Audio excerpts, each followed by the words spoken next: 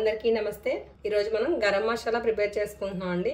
ఇది most requested video అండి। ఎలాంటి కర్రీకైనా సింపుల్ గా ఈ పౌడర్ రెడీ చేసి ఉంటే కర్రీ ఈజీగా చేసుకోవచ్చు। మనం A to Z అన్ని కర్రీస్ కి సూపర్ టేస్ట్ తో వస్తుందండి ఇది। ముందుగా ఇప్పుడు ప్రిపరేషన్ చూసేద్దాం। ముందుగా ధనియాలు వేయించుకోవాలండి। ఇక్కడ ఒక కప్పు ధనియాలు తీసుకుంటున్నాను। మనకి మసాలా సామాన్ల కన్నా ధనియాలు కొంచెం ఎక్కువ క్వాంటిటీ తీసుకోవాలండి।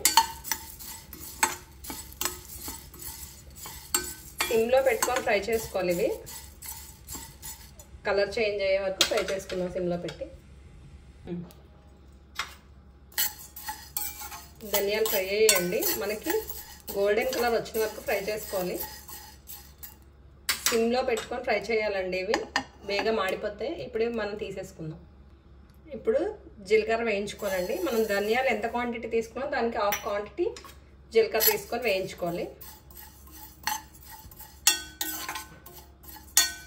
మాడితే దీనిలో ఉన్న టేస్ట్ పోతుందండి, జాగ్రత్తగా దగ్గర ఉండి ఫ్రై చేసుకోవాలి ప్రతిదీ। జీలకర్ర కూడా ఫ్రై అయిపోయిందండి, ఇది కూడా పక్కన పెట్టి చల్లార్చుకోవాలి। ఇప్పుడు స్టార్ ఫ్లవర్ వేసుకోవాలండి, అలాగే పావు కప్పు లవంగాలు, పావు కప్పు ఇలాచి, పావు కప్పు మిరియాలు, పావు కప్పు దాల్చిన చెక్క వేసుకోవాలండి।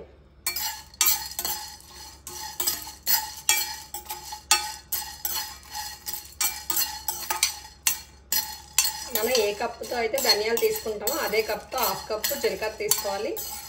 మిగిలిన ఇంగ్రీడియంట్స్ అన్ని పావు కప్పు తీసుకోవాలండి, పావు కప్పు చొప్పున ఒక్కొక్కటి।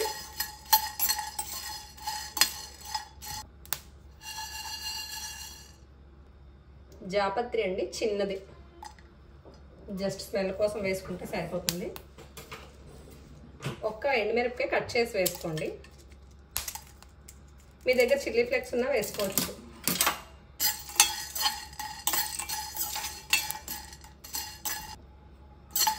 ఇవి లైట్గా ఫ్రై చేసుకుంటే సరిపోతుందండి, ఇవి ఎక్కువ ఫ్రై చేసుకుంటే మనకి మాడిపోయి స్మెల్ మారిపోతుంది। కొంచెం ఇలా పట్టుకుంటే వేడెక్కితే సరిపోతుందండి। ఇవి బాగా చల్లారాక మనం మిక్సీ వేసుకోవాలండి।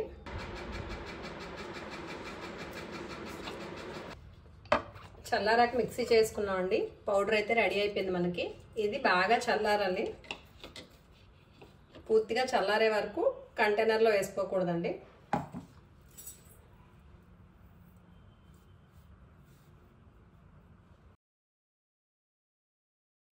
Thank you for watching. Subscribe, like, share అండి।